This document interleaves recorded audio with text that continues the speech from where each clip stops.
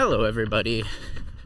I am starting out with a nice little warm-up, and then I'm going to have a really big comparison video for you, which I think a lot of people are going to be interested in. So right now I'm headed to the track. As you can see, I have a new camera, and I'm working towards improving a lot of my content creation skills and technologies. The next area that is going to require the most improvement and work on my part is going to be the lighting. I don't have very good lighting in the location of my house that I'm currently using. It's the brightest area. There's not a lot of outlets. It's just not ideal. So, not right away, but soon, in the coming days, hopefully by this weekend, I will have a new setup with better lighting for everybody. But for now, today, we're going to be doing a comparison video between the Salomon Aero 3 and the Adidas Adizero Evo SL. One thing so far I've been observing today on this first half mile of the Salomon Aero 3 is the somewhat intrusive nature of the medial side.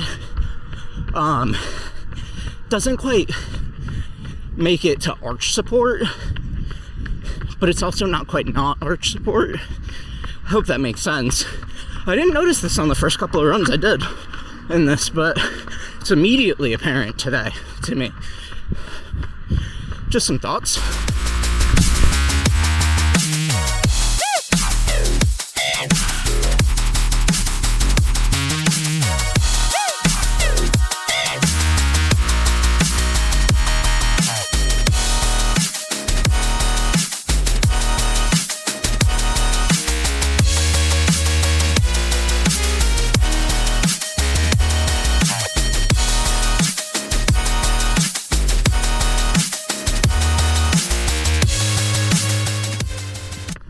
First couple of miles, I'm hot and sweaty.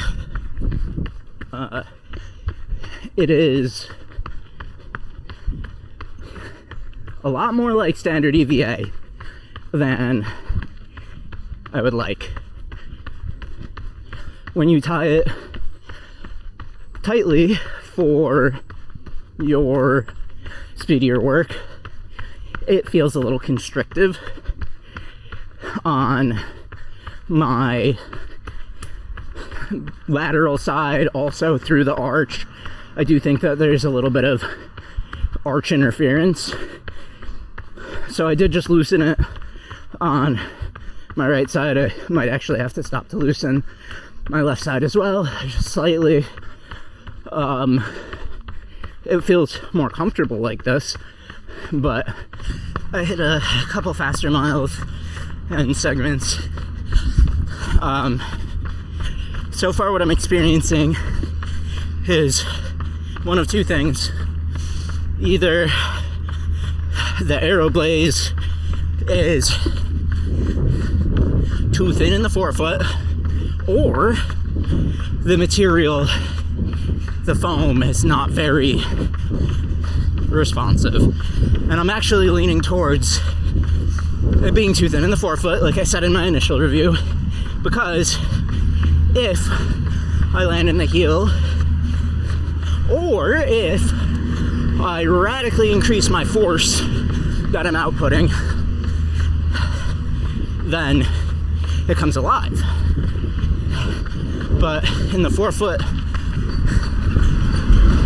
on its own, not so much. So I think I found the optimal use case, or use cases, for the Aero 3. really fast downhill running. I just bombed a hill, and because when you're running downhill, you're inclined towards striking more in the heel, even when you're running quicker. Coming down that hill felt really great, honestly. This also tells me that it would be good for hill repeats, because if you're jogging back down the hill, it'll be really cushioned and relaxed. Downhill marathons, it's a little too low for a marathon, but if you had like a downhill 10K, could see that. I could see this being nearly as fast as some carbon, not like as fast as the streak flyer, the Takumi, but oh, check it out, it's the boat. I'm gonna go on that boat at some point.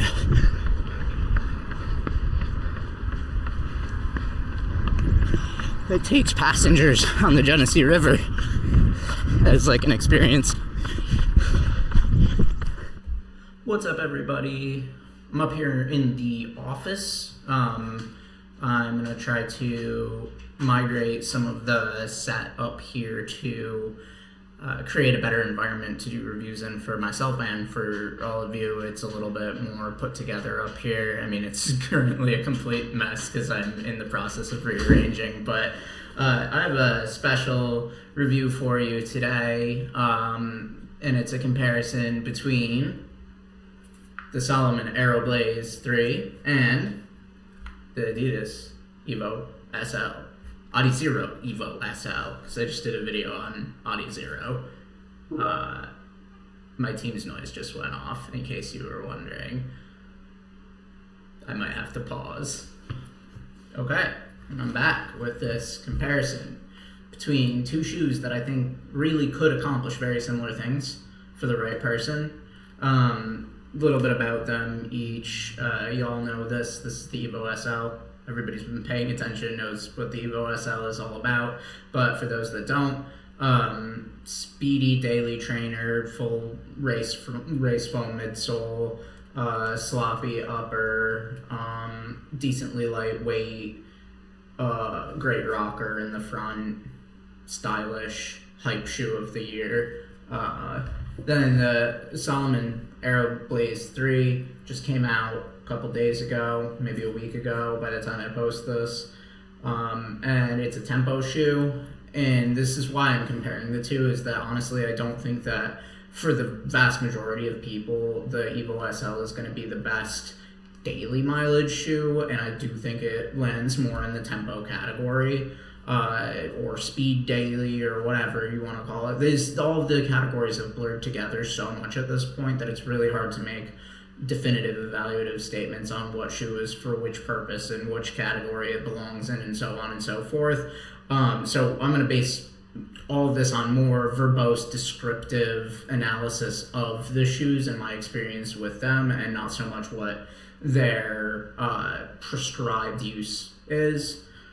So for me, the Evo SL really is a little bit too quick to be considered for daily miles, and the way that Salomon was positioning this when they released it was as a tempo shoe, up-tempo, daily shoe. That's the exact category they want to land in. So some of the differences between the two, like I said, this is full race foam. The Aero Blaze is their Energy is Mizuno. Energy Evo Foam or Energy Foam Evo. Hard to say due to the where the font is placed.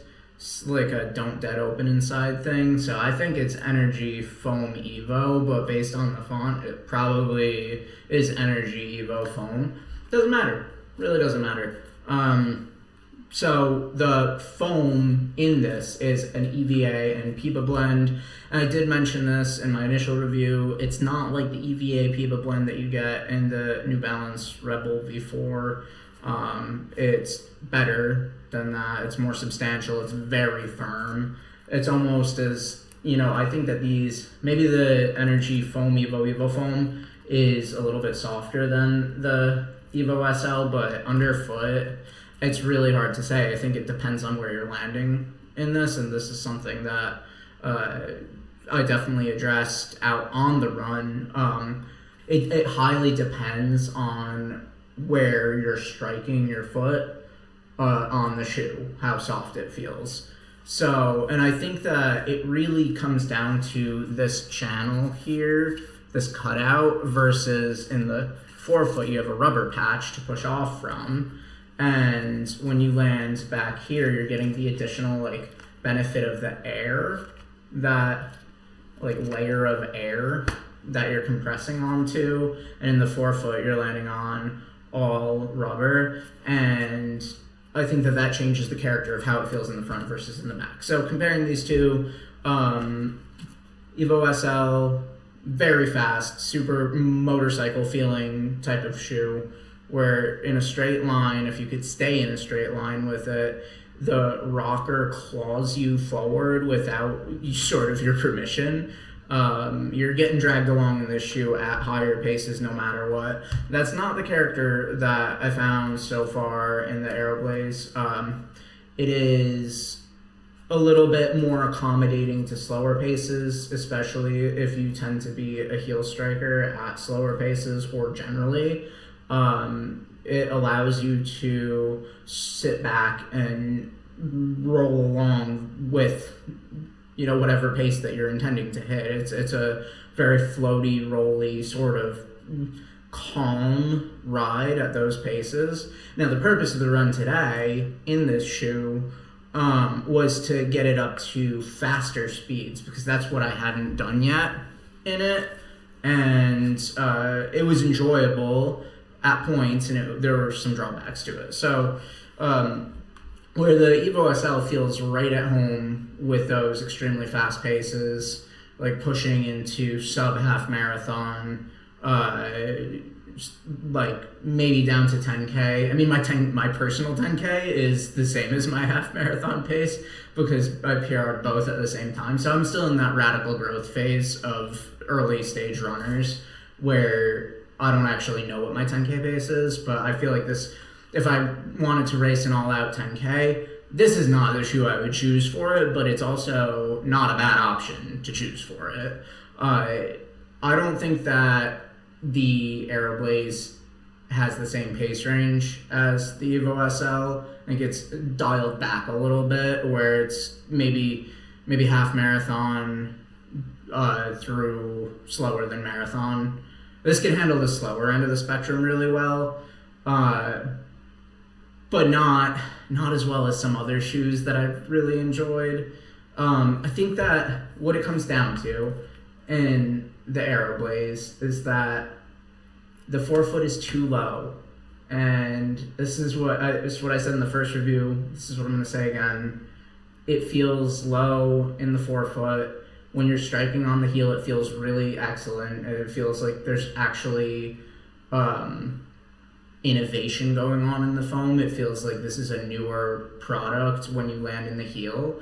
But when you land in the forefoot, it does feel like standard EVA. And it's not exciting. And it's not a bad thing. It's a good shoe. I think that overall it fits my foot really well. I did have to play with it a little bit on the run today just because I tied it too tight and it was causing some hot spots and like constriction along the side of my feet, and not in a way that this is particularly narrow. It's just the way that my foot was being hugged in the platform felt like it might start to cause my foot to go numb. It's like it was like working my muscles by preventing my muscles from working along the like lateral edge and sort of all along the medial arch, like midfoot area. It was like tense, sort of like a tense feeling. When you get like a headache, but you only sort of feel like you're getting a headache and you never get a headache. It's like not like an aura for a migraine, but like a really low level headache is what it was feeling like. And so when I loosened up the shoe, it felt really good. But then a secondary problem arose when I did that, where my big toe was getting some rubbing on the medial side, and it was like just like not like a hot spot, like a pre-blister type of situation. And But I think that that's something that's pretty correctable with the proper lacing, and by the end of it, I fixed it, right? So I'm not saying that that's going to be an issue for you. As some of you might know, I have a particularly fiddly fit with my foot. So, that's not unexpected in shoes, and this has been relatively, compared to other shoes, especially even compared to the Evo SL, an easy fit to get dialed in.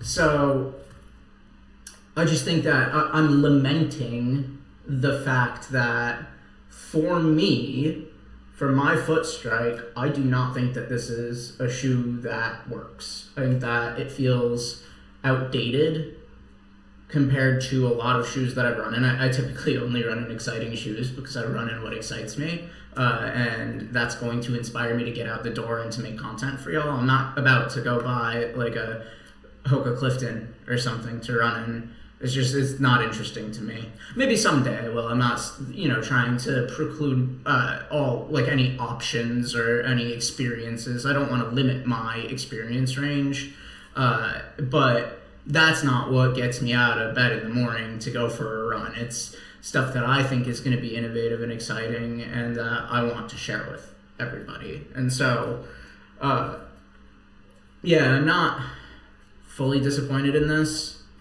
And I'm not fully disappointed in this either. I think they're both really good shoes and they have good use cases.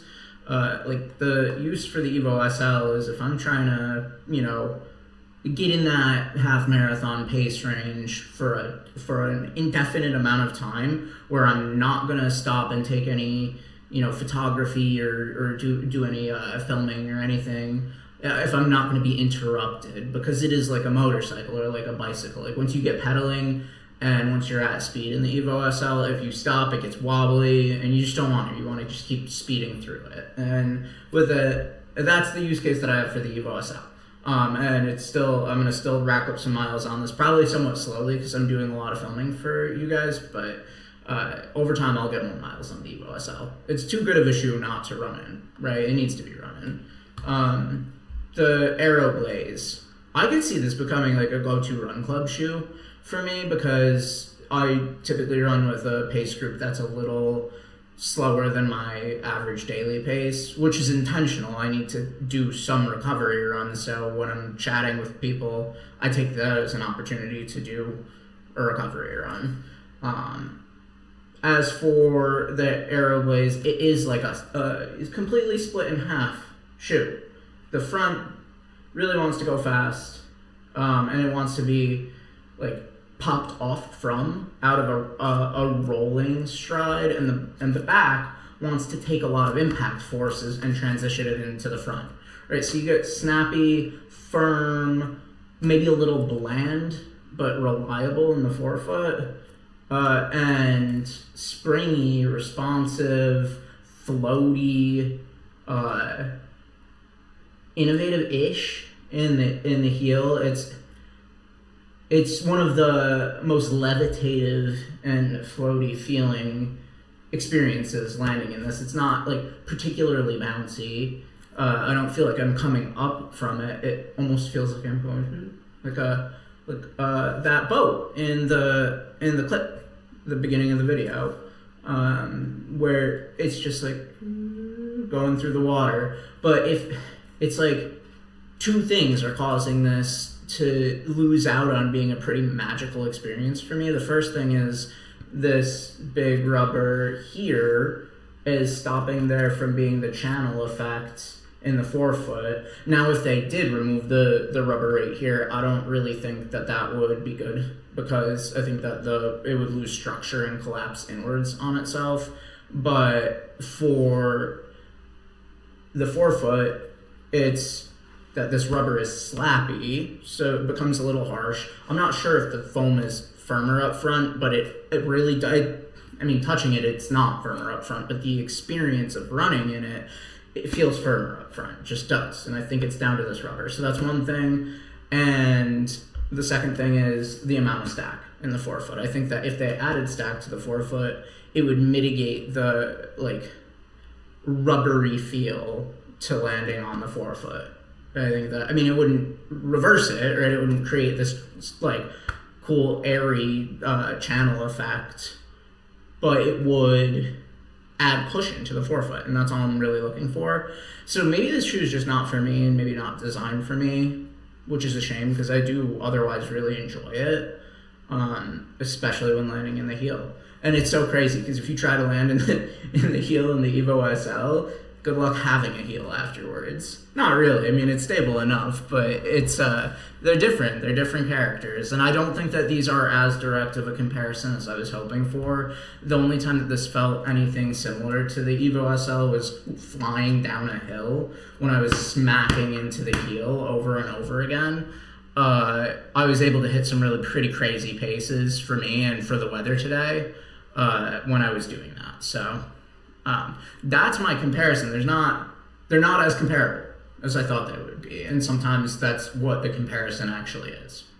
I appreciate your attention. Let me know if you want me to compare this to anything else, or this to anything else, or any combination of shoes that I own, or if you want me to compare one that I don't own, please do also let me know, as well as any other feedback for the channel. I'm in a growth phase where I'm trying a bunch of new stuff, as you should be as well. That's part of life. It's a huge part of life, growing and engaging in new activities and new experiences. That is what it's all about. All right, see ya.